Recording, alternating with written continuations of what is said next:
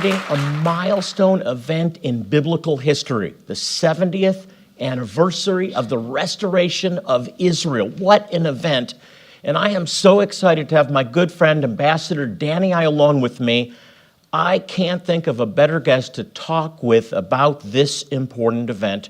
Ambassador Ayalon has served as Deputy Foreign Minister for the State of Israel, as well as the Israeli Ambassador to the United States.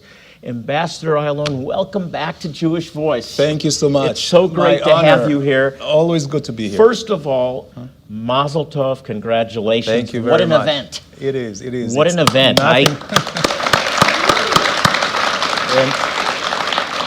So the Islamic world said this day would never happen. That in 1948, yes, Israel would be pushed into the sea in a matter of days, and you'd come back to your homes. Right. And that's been the agenda ever since. But they failed, we won. Yes, well, they still... Right. Unfortunately, they have made it a zero-sum game. That means that no coexistence, no reconciliations, and for them there is only one solution, unfortunately. And when we were pushed into the sea, with our back into the wall and the waters of the Mediterranean, we had to do what we had to do, and that is defend ourselves. And I think we also felt the importance of the history with the restoration of the land. And we were really God's emissaries. And I believe that this is what kept us as 600,000. And Jonathan, you know, in 1948, we were only 600,000 Jews surrounded by 100 million hostile Arabs. And not only... It's pretty bad odds. Yes. And not only we survived, we thrived, and actually the gap between us and any enemy or combination of enemies is growing. And you're right, after 48, they said, oh, it's short-lived. Few years and we will push them to the sea. Then came 56. Oh, not worry, a few more years, 67, 73, 82, and until we are here, and I believe we're going to go from strength to strength, and with another fact which is very important, why we are winning. We don't have anywhere else to go. So this is our home, the only home we have ever had, and we take care of it like our home. And, for 2,000 years, until the Jews returned, the earth there, the land was derelict. Why? Because all of these inhabitants, or the rulers of the land, were occupiers. So they didn't care too much about the land, not the Romans, not the Seljuks, the Ottomans, you name it. When the Jewish people came back, we treated it like home, because it is our home. And this is why the transformation began. Well, 70 years and counting. It's wonderful. Absolutely.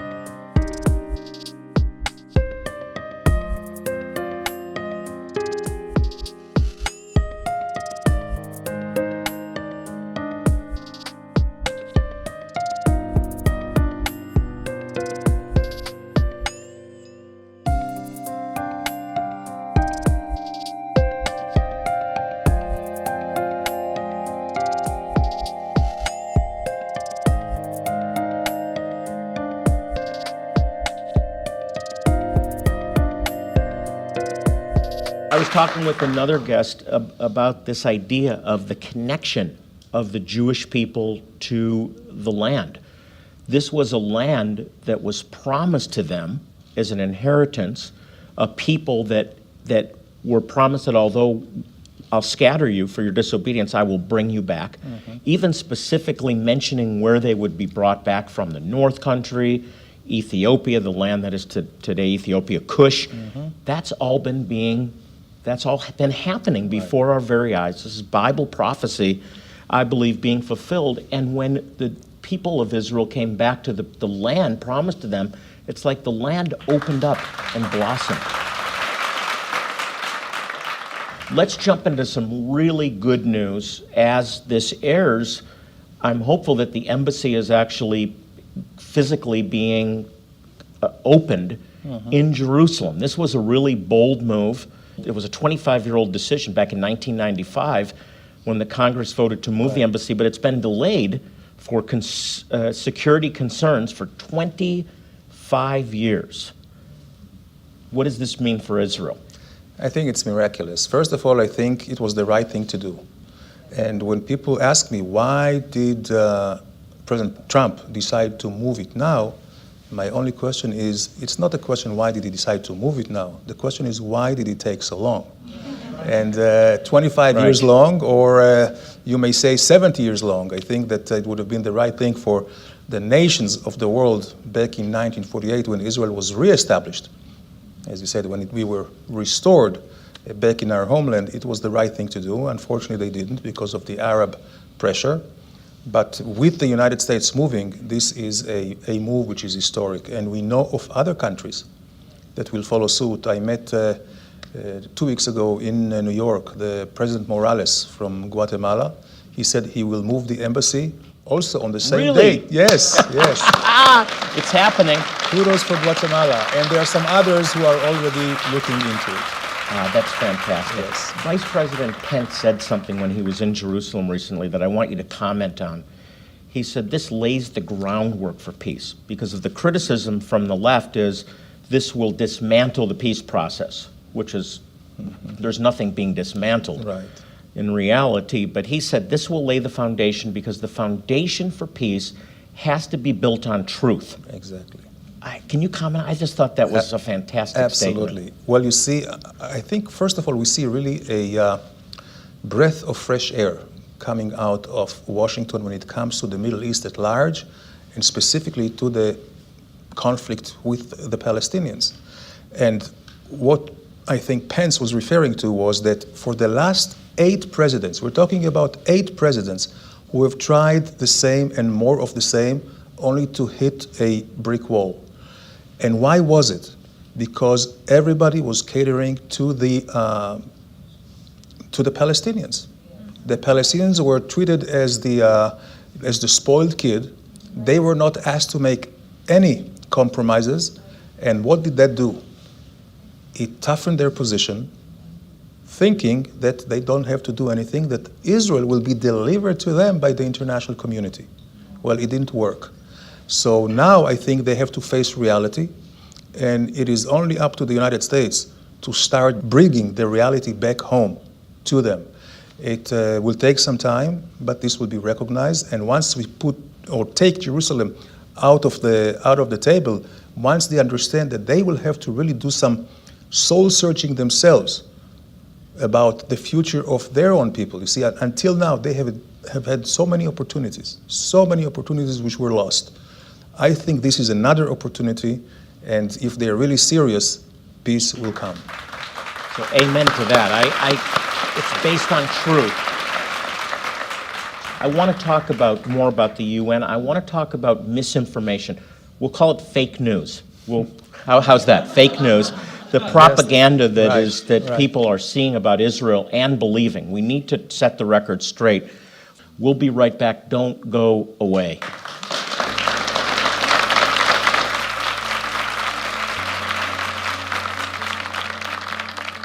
Well, welcome back. Former Israeli Ambassador Danny Ayalon, who joins me all the way from Israel with current events, is with me. All eyes are on Jerusalem as we move the capital. I want to shift into fake news, Danny, and the propaganda. Most of the world media portrays Israel as the aggressor, gives the impression that this is a battle zone. Every tour we have to deal with people.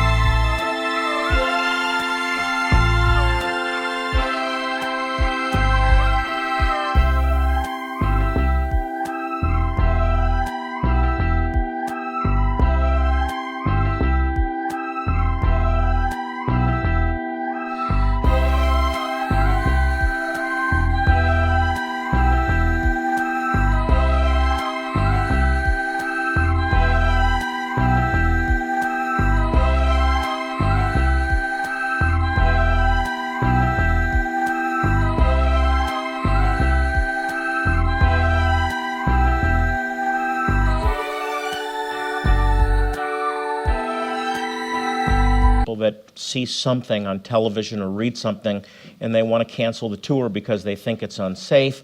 All of these things are false, are fake news, right? Absolutely. I feel safest, basically, in Israel. And it's not because we have less threats than we would have anywhere else in the world, but we are better prepared.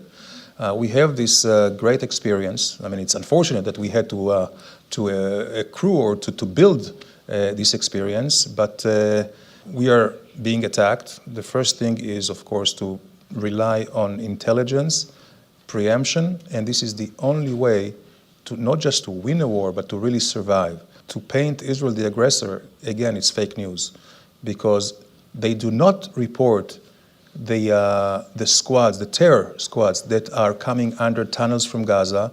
They do not report all the rockets, with huge explosive warheads coming out of Israeli kindergartens and malls and shopping centers. They just show Israel's self-defensive acts.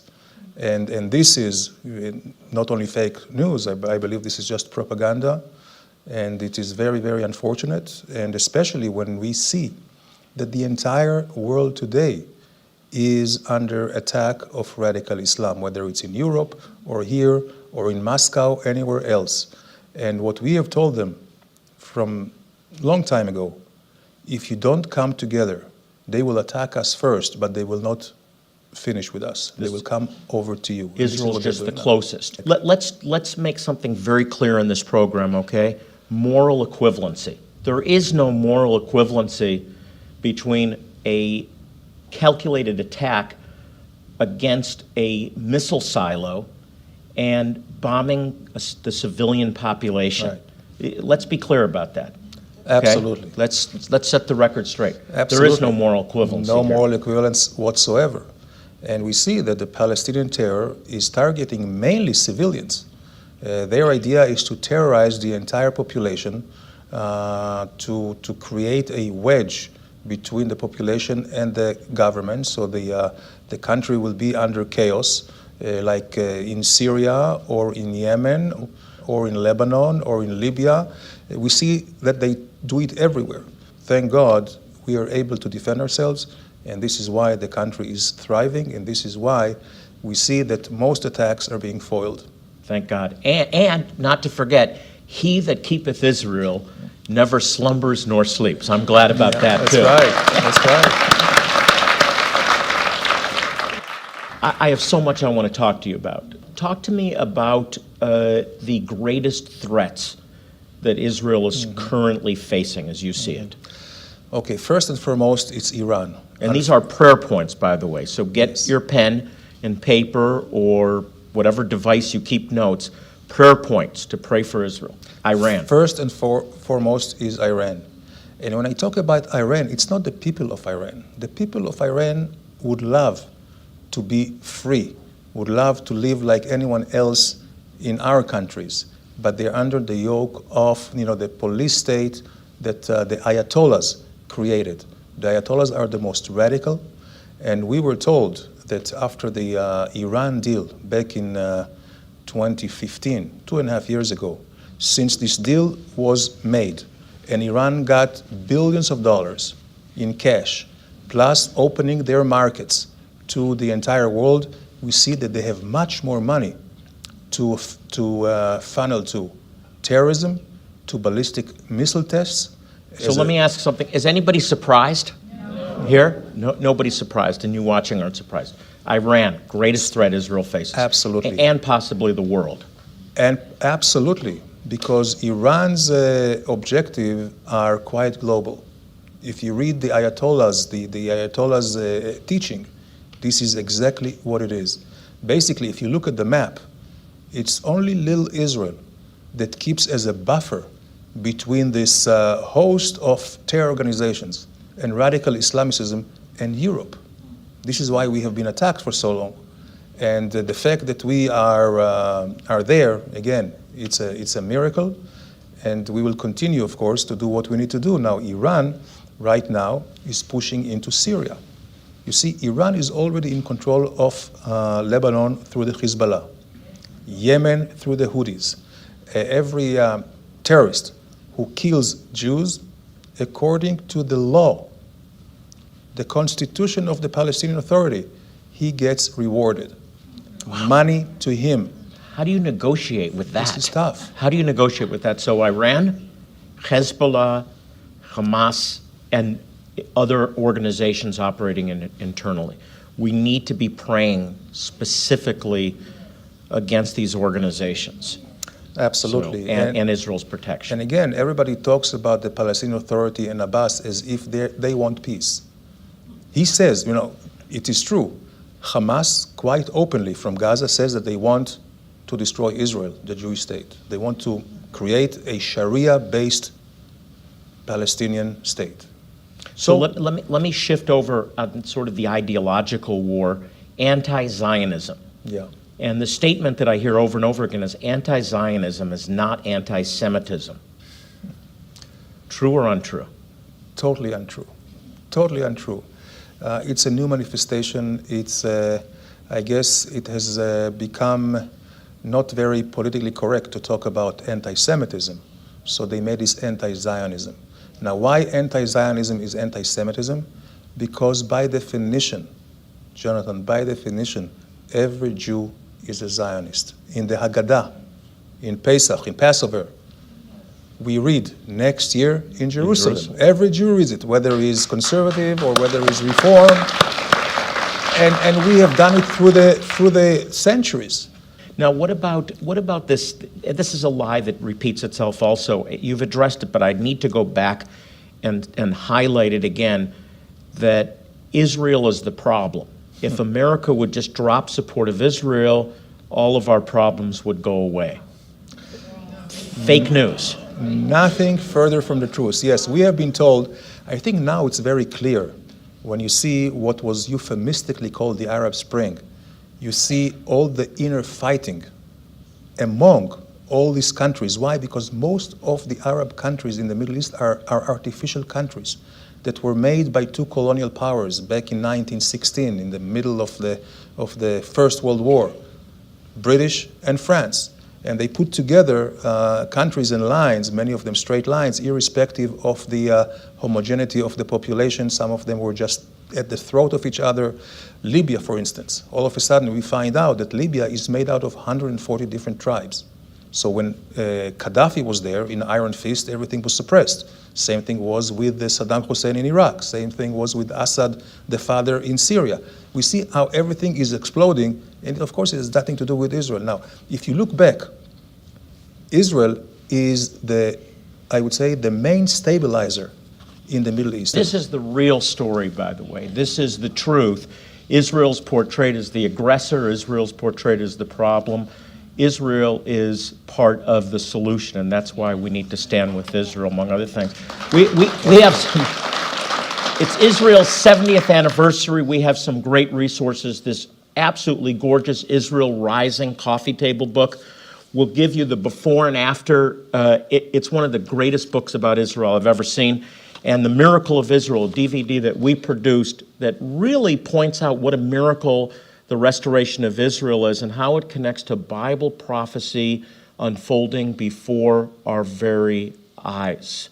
Don't go away. Sir, I can't think of a better guest than former Israeli Ambassador Danny Ayalon. We're discussing really important things. We're setting the record straight, and I had to cut you off. Go back to what we were talking about, because I want everybody to be aware how money is being spent by the Palestinians. According to the law, the Palestinian law, they paid just last year more than $300 million to terrorists. That almost 10% of the entire Palestinian budget. This is money that you, Americans, give, European gives, and also some of money from Israel.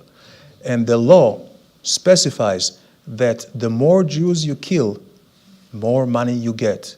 If you get killed during the act, if the terrorist is dead after the action, his parents or his family gets this money.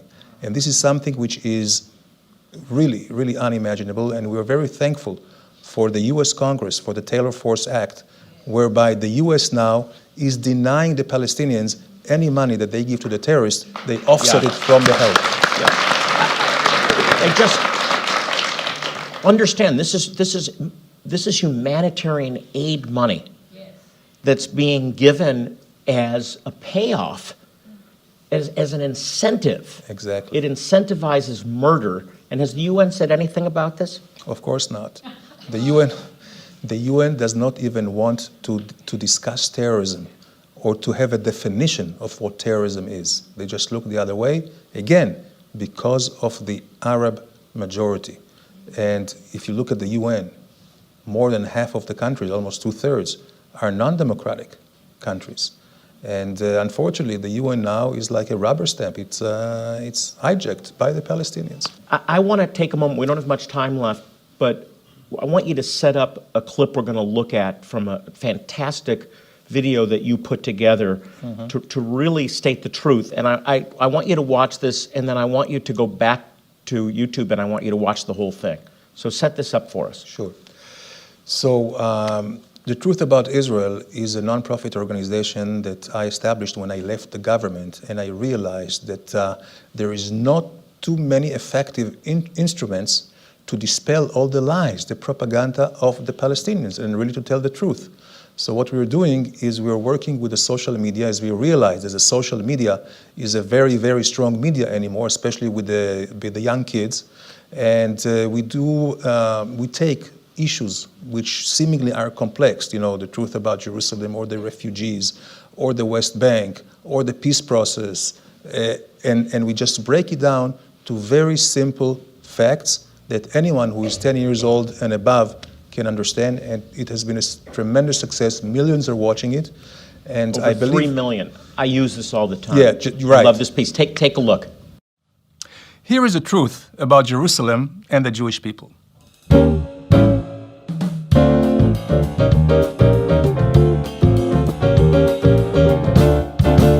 The 2,000 years that followed, empires came and left, conquered, colonized, and occupied Jerusalem, never turning it into their capital. While the Jews, Jerusalem's indigenous people, continued living in and returning to Jerusalem despite the hardship. Jerusalem isn't even mentioned in the Quran. Compare that to the 669 times Jerusalem is mentioned in the Hebrew Bible. Keep it simple. I Right. love it. We're linking this to our site. Great. So go to our website and you can link to their site and really get the truth. The truth is what it's all about. Absolutely. And the truth will set you free. And for, Jonathan, for too many years, we ignored it. We thought, the lies of the Palestinians and their collaborators are so outrageous that we very naively thought, well, nobody will believe it. Well, they do believe it because they repeat it. They repeat it, and just Goebbels, the propaganda Nazi minister of Hitler, Right. back in the 30s said, you repeat a lie 1,000 times, it becomes the If truth. it's big enough and repeated enough, people Absolutely. will believe it. So now we That's true. understand that we have to respond to any lie, the most outrageous, including the one that Abu Mazen said in the UN 3 weeks ago, that the Palestinians, listen to that, are the descendants of the Canaanites. And immediately I thought, well, if you are a descendant of the Canaanites, do you have any Canaanite language that you can speak of, any letters, alphabets, any prayers, any archaeological artifacts? It's all figment. Stop confusing us with the facts, okay? Exactly. The Jewish story, every inch of the land of Zion is filled with 4,000 years of rich Jewish culture. You see it in Jerusalem, you see it in Tiberias, you see it in Tzfat, you see it in Hebron. And all you have to do is just dig. And thankfully now, when we are in control, so we do not let others rob it or break it apart or just disseminate it. And we have it in museums, we have it everywhere that you can come and see, the city of David. Everywhere you look. And as we say, when you come to Israel, you don't need to have a guidebook. Just bring the Bible. Everything comes alive. Ambassador, the ground cries out. It's an amazing thing. Thank you for being with us. My pleasure. Happy birthday, Israel. Congratulations. And the next 70 years are going to be even greater should the Lord tarry. Absolutely. Yeah. Absolutely. You may have questions, you may have prayer needs. I want you to remember that we're here for you. I hope that you benefited from this program today and that you really begin to pray for the peace of Jerusalem because you will prosper. We're here to help you any way we can. Our website is jewishvoice.tv. Again,